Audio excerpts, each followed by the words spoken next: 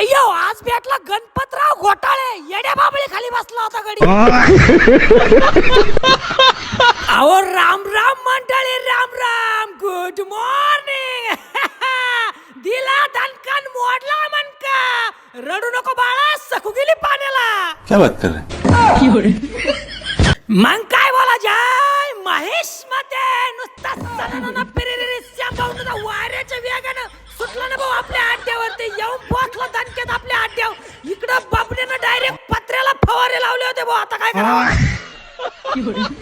मग काय ते दणकन उडाव भनका. आला ना आपला कॅप्याची न जडीबुटी. इकडं बाबड्यानं डायरेक्ट गल्लास भरून जडीबुटी दिली.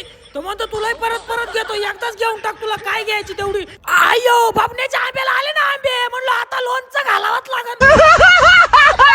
मग काय भाऊ भर उन्हामध्ये निघालो ना, इकडे जाता जाता भेटला गणपतराव घोटाळे. त्याला म्हणलं बोला जय भद्रकाली. खतरनाक लोग. मग काय ते दणकन श्रीलंका श्यामभाऊ आला ना तोंड धुवाला. इकडे भेटली पिंकी ठाकूर. पिंकी ठाकूर आपलं तोंड धुणार होती आज. तिनं केली ना भाऊ डोक्याची मालिश सुरू. डोकं दाबून दाबून डोक्याच्या शिरा टाईट केल्या तिनं.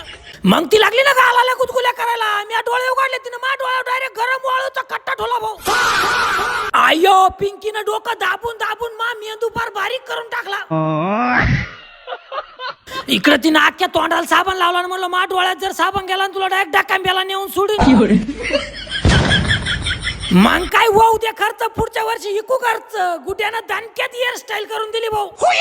पुढे गेल्या भेटली ना मधुबाला ढामडे रे. तिथं अंडे इकत होती. तिला म्हणलं लाव एक 10-15 अंडे. मग काय तिनं दणक्यात दिले ना 10 अंडे, 28,000 रुपये घेतले भाऊ. मग काय बोला जाय भद्रकाली. श्यामभाऊ दणक्यात आला घरी. इकडे डोगेश भाई मोकार खुश होते. ते म्हणा आज CSK 100% जिंकणार आहे. त्यांना म्हणलं तुम्ही 2 किलो गांजा आणूनच ठेवा.